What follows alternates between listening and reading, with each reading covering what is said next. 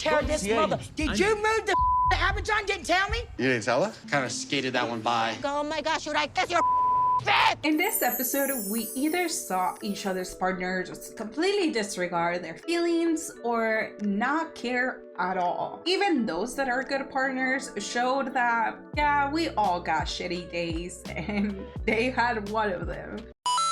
Now, first off, we're going to start with Gino and Jasmine. After Jasmine broke Gino's heart, she's now off to the gym to get in shape for the beauty pageant. She tells Gino that he needs to lose 15 pounds, especially the ones accumulated in his gut from all the frozen food that he has been eating. So she starts going at it, working out, and you can tell that she's been doing a great job with this. Now, they go over to the punching bag, and Gino tells Jasmine to kick the bag like if this was his family, and to remember all the horrible things that they said about her. This is my family. Oh! I'm sorry. She stops and then asks Gino, you know, I talked to Wilina, and even though they are looking forward to me going to the beauty pageant, they also expressed that you have not paid for the registration fee. And I'm wondering, did you forget or are you not paying for it on purpose? Gino shares that it turns out that the fees for the visa increased to the point that Gino cannot afford to pay for the pageant. And then Jasmine tells him to go back to work. And I can attest to this because when we filed for our paperwork, we did have to pay for all this stuff beforehand because we knew that the price were going to increase by a specific month. I just can't remember exactly what month, but yes, they did increase. Jasmine is upset. So she tells him, you need to go back to work because we need to start making money. And Gino tells her that he left his job because of her, because she was coming to the US. Jasmine feels like Gino is just using her as an excuse for him to be lazy at home.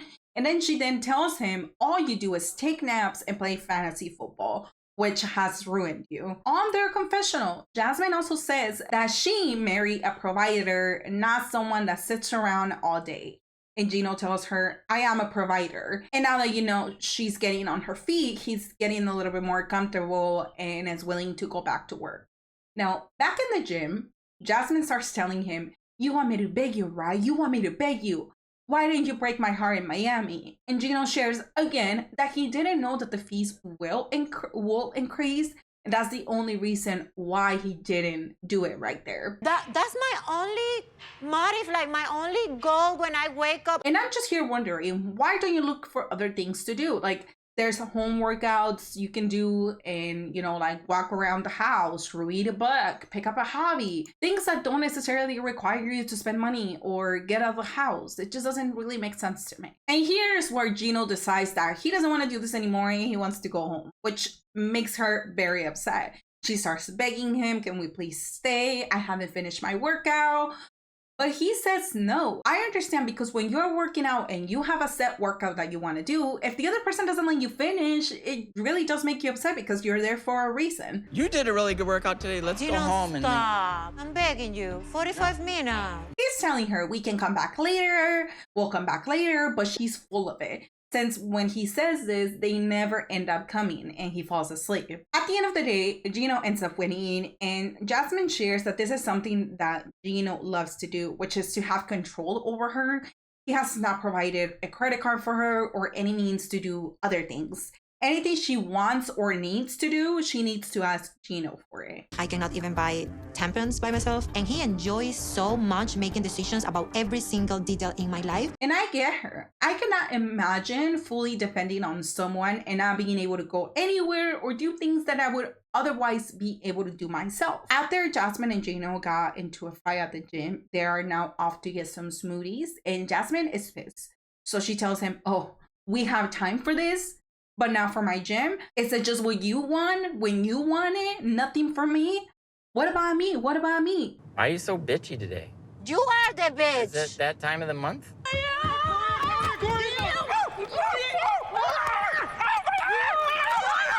What did you just say? So then Jasmine tells him, I wish you had a period through your ass so you could really feel the pain. And I feel that. Yeah. Once they get their smoothie, they walk out and Gino decides to sit down. What you're doing? What's the problem? So we didn't get to finish my workout, but we get to finish this. Jasmine also tells him that this is Gino land. We only get to do what you want, but not what I want. He could really care less about what she's saying because he looks incredibly annoyed. I see the smirk on your face. You are enjoying this because I rely on you and every aspect of my life. I could see the smirk on Gino's face way before Jasmine mentioned it because it did seem like he was enjoying this and wanted to keep watching her beg him. All I have done is supported you in Panama for 3 years. I supported you, and you don't appreciate that. When Gino is telling her you always want things done your way or you haven't been grateful enough, it's very difficult not to agree with him because that has been the case for a while now. I do agree with her when it comes to the fact that like she doesn't have to constantly tell him that she's grateful for him for bringing her to the US, because to some people it's not even that big of a deal. Some immigrants really just want to go visit, or some immigrants really just do it to satisfy their partner, and that might be the case for Jasmine and for other people that are in the 90 Day Fiancé show. Like, for example, we had Anna Lee last season. She did not want to be here in the US. She came because Clayton wanted her to be here, because he wanted her to stay here. So she starts getting down on her knees and starts telling him, is this what you want me to do? Be grateful to you forever, and starts bowing down. Jasmine takes off, and then Gino goes after her, and she asks him to please take her home. She then starts screaming at him, you have changed towards me, you're enjoying your power over me. And then she says, Creature on earth, except for my dog, is ever gonna control me. Wow, if you think that, there's something wrong. same. If you think that, you really have to do a reality check, Jasmine. What about your kids? Seriously, what about your kids?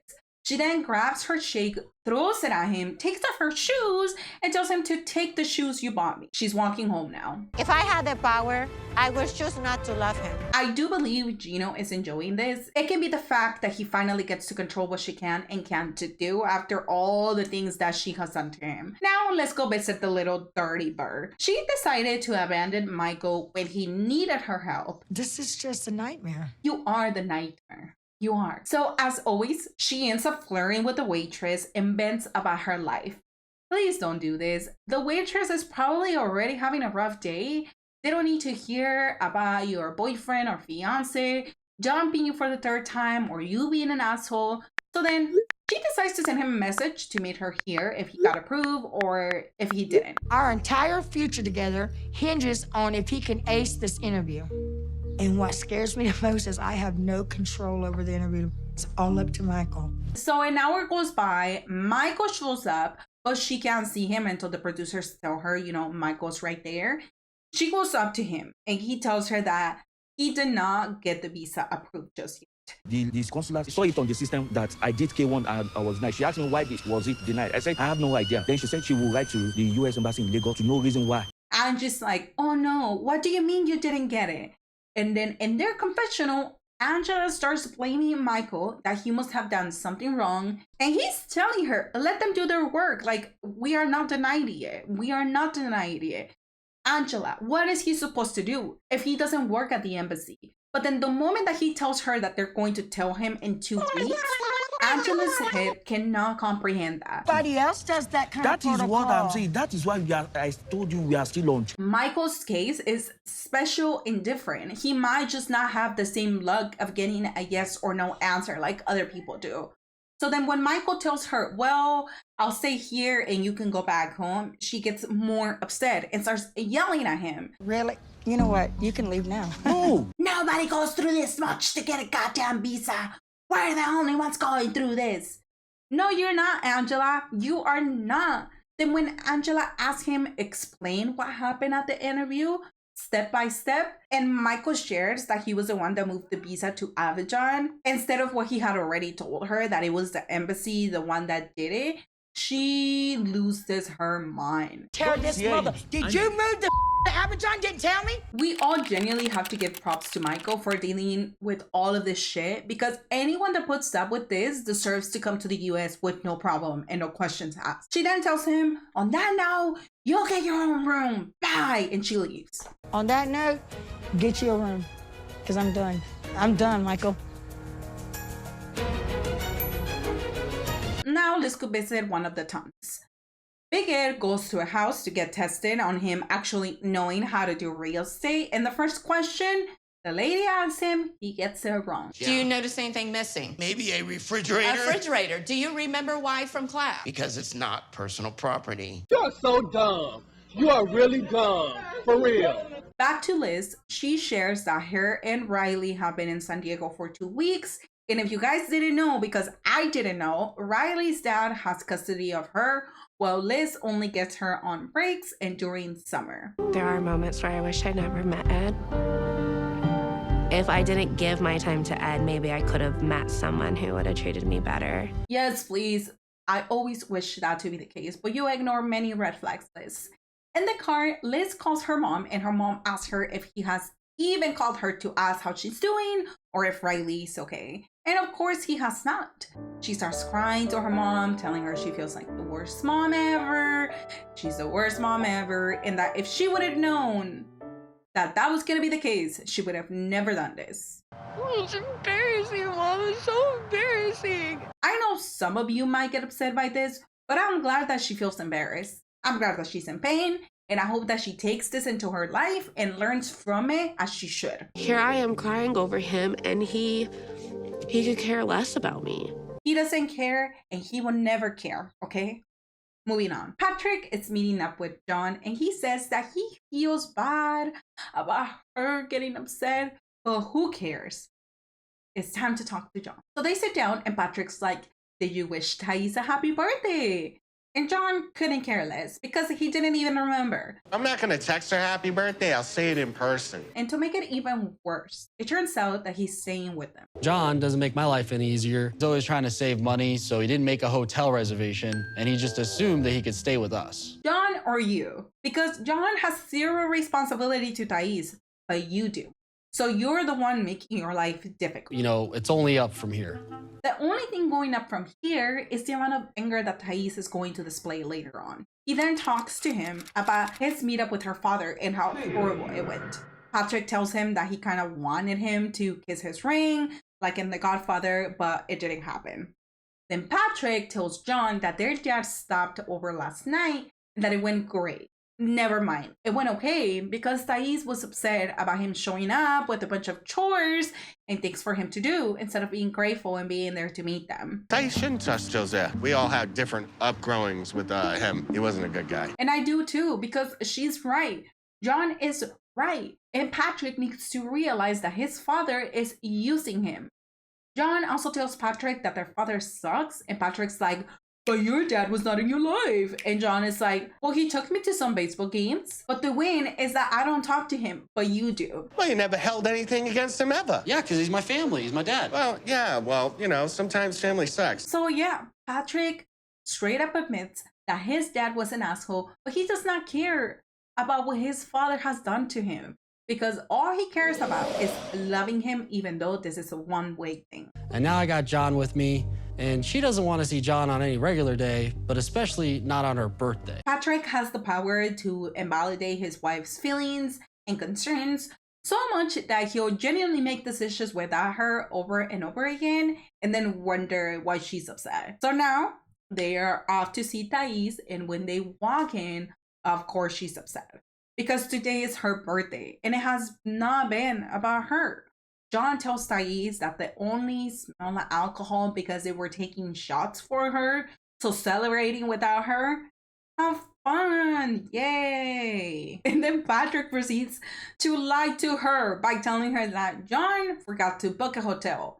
More like he didn't book one, more like he wanted to save money and Patrick allowed him to stay without asking her. Okay. Go to bed. You guys can do whatever you want. Okay, I'm just trying to help out, you know? She's also getting incredibly frustrated because they are being super loud, according to her, because I didn't think they were that loud, and they might wake up the baby. I understand why Thais is frustrated. You understand, but you're still refusing to listen to what she needs.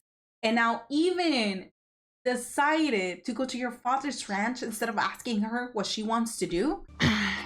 Okay, great. Wonderful. Now let's go check in with the witch. Ashley is going to get her witch potion, which is just an IV treatment, but she likes to exaggerate. And when she's talking to her cousin, she tells her that the other day, Manuel walked into the room, asked for $1,000 very abruptly, and just walked out. Who needs it? Why are we sending it? And even with those questions being unanswered, I did put $1,000 in his banking account for him and honestly for the family. She then says in her confessional that they had agreed in the past to only send $200 a month, which goes a long way there. But recently, he has been asking for more and more money, which is making Ashley doubt if she should be sending that money. But like, how do I really know? Because Manuel has a long history of leaving out details. I don't know, Ashley. Keep asking him. Don't send the money. Set boundaries. There's many things you could possibly do. Then her cousin asked her if she has shared this with Manuel and why it triggers her so much that he's acting this way. And she has, because it turns out that Ashley's mom had her when she was 16 and her dad immediately left her. When she finally found him, he committed suicide. It's not clear what the reason is that he committed suicide, but the fact that it happened right after Ashley was able to, get in touch with him and create a connection, create a relationship is the part that sucks. It's the part that triggers her. So again, all this secrecy that Manuel continues to display reminds her about her father and all that she had to go through. I mean, I hope they can work through their trust issues, but I think they both have to want to do that for it to happen. Her cousin, after listening to all of this, tells her, I think after all you have shared, you need to get a post-snap agreement and protect yourself. Ashley is like, what if that pushes him away? Then you will have your answer, Ashley. Then later on, Ashley and Manuel are out to eat. And here they talk about how her meeting with her cousin. Manuel asks her, did you exaggerate like usual? And she tells him, no, I was just honest and I told her what we are going through. Manuel also tells us that he really enjoys his life with her. Pero igualmente deseo mi espacio. Pero cada vez que quiero establecer mis límites, ella se molesta y no lo quiere entender a mi manera. So then he asks her, is there anything else you guys talked about? Well, yes, and that is the postnuptial agreement. Because I don't want for you to leave me in 10 years and then decide that you want to take all the things I have. Manuel is asking her, do you trust me? And she technically tells him no. Yo necesito sentir como tengo confianza por 100. Which is true. Manuel has not been the most honest person. And he's shown that he can't really be trusted because he's not honest, he's not open, he doesn't share information with his wife. And then she starts asking him if he's willing to consult a lawyer. And Manuel tells her, I just need to tell you one thing, and I need you to understand it. I marry you because I want a life with you, I want kids with you, I want to grow old with you. Yo casarme contigo porque te amo, quiero una familia, quiero hacernos hasta ser unos viejitos, ¿me entiendes? But he agrees. He agrees and he tells her, yeah, let's go see the lawyer and at least talk to them. And now let's visit Lauren and Alexi. Lauren is back home and I am sorry, but she looks extremely funny. Both of them are very nervous, but Alexi had the bright idea to invite Lauren's parents over because today is Rosh Hashanah, which is the Jewish New Year. And he hopes that this is going to get her mind off the recovery and make her feel more calm. As soon as she walks into the house, her mom is already looking at her like, all of this work is useless. Why do you do this again? And then Alexi goes to pick up the kids and he's telling them in the car, be careful, make sure you're cautious. But at the same time, he says that he's very worried that they'll hurt her. But now it's dinner time and Lauren's dad asks her how she's feeling. Well, she's feeling like crap. And when she explains that to her dad, he tells her that maybe they shouldn't have done this dinner to begin with. And I agree. Even mom is like, well, you're not the one doing it. To be grateful we're here. I know, but it's just a lot to do. Well, it's done. Well, we're she's here. not doing it. And here is where Laura's mom starts throwing unnecessary comments. Why do you do this? You got 3 kids. Your father-in-law is here on vacation. And you wanted this, so stop complaining. It takes a village. This is why young people have kids. That's right. And yes, it does take a village, but not a complaining village. If you're going to come out and help someone, keep your snappy concerns to yourself. I know that these surgeries are unnecessary, but why is she coming to just judge her over and over again? And I understand that that is her mom. I get it, 100%. But I'm telling you guys, if that was my mom and my mom was coming over here to just throw snappy comments over and over again about things that I should be doing or not be doing, she wouldn't be here. You're coming to help me. You're coming to make my life easier, which you have agreed to do so. I'm not forcing you to be here. Then make my life easier. Don't make it more difficult. I'm already thinking, I'm already doubting myself. Lauren already feels like crap because she can't help the kids. And now you're over here just throwing things on top of one another. Even though it might be a lot for Lauren, I think it's important. And also, Alexi, what were you thinking by inviting all these people? What were you thinking by throwing a celebration? Yes, I get it, but you guys could have celebrated this by yourself or with your dad only. But moving on. Are you guys ready to talk about being someone else's property? Yay! When we say it's our property, it means that it's our wife. Cousin Felix stands by what he said, and he continues to say that Emily will become Kobe's property. Mom turns around to Emily and she's like, how do you feel about this?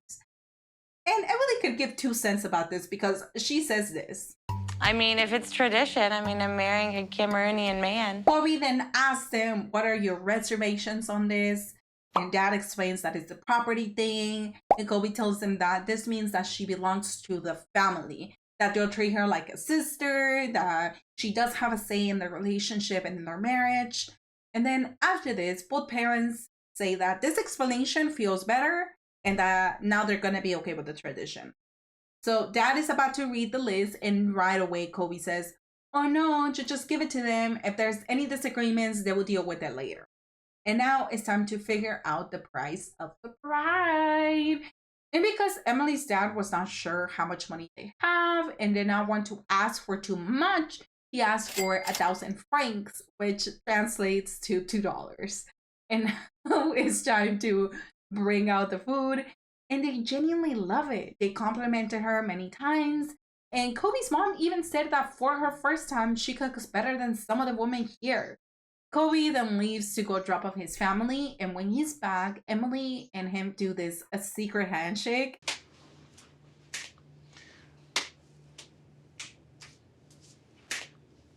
All in for it. I genuinely loved it so much. However, since one drama's over, it's time to bring up the other drama that should not even be brought up in the first place. The girlfriend dilemma. About what Valerie brought up to me. About your ex-girlfriend. I think we should meet. You want to meet her? And I'm genuinely so disappointed in Emily. Why do you even want to do this? You guys are married, you guys have kids, and you guys are in a happy, loving relationship. I mean, I'm excited that Kobe agreed to invite his ex to lunch just so we could, just talk everything out. What is that going to do? Even if you get to find out the day that they broke up, what if she can't even remember the day? What if she says a different date than Kobe? Then you guys are gonna start fighting for this. And I genuinely want to pose this question to you guys. Is this something that you guys will want to do after you have been in a committed, loving relationship for years? Like, do you really want to meet your ex-partner? Now, for the preview, Jasmine is gonna talk to Gino's family about their sex life. Kobe and Emily go to meet his ex, incredibly unnecessary, and Sophie is doubting her relationship with Rob again. And here we go with the questions. Do you guys think that Gino is enjoying having control over Jess? Do you guys think that the comments that Lauren's mom made were unnecessary? Do you guys think that this is Michael's fault, that the process is gonna take a little longer? And a last thing, I would like to thank you so much, guys, for allowing me to get to 1,000 subscribers. Like I have always said over and over again, this is not possible without you guys. I make the content, but if you guys don't watch it, if you guys don't like it, if you guys don't subscribe, then my channel wouldn't go anywhere. And thankfully, I've been lucky enough to have found a community that has helped me so much. Growing and doing all of these things. Not only you guys, but also the creators that are here in this corner of the internet have been extremely helpful. Everyone, Paul, Linda, Nikki, And that's just some of them. They have made this process so much more easier and less lonely than it could have been. So again, thank you guys for subscribing. Thank you to the creators that have helped me through all of this. And also thank you to my husband, because if it wasn't for him, my channel wouldn't be where it is today. So yeah, 31st at 1 p.m. Pacific Standard Time, we'll do a live stream, a little celebration, and I'll figure out what we're gonna do, but let's make it fun. And yeah, bye.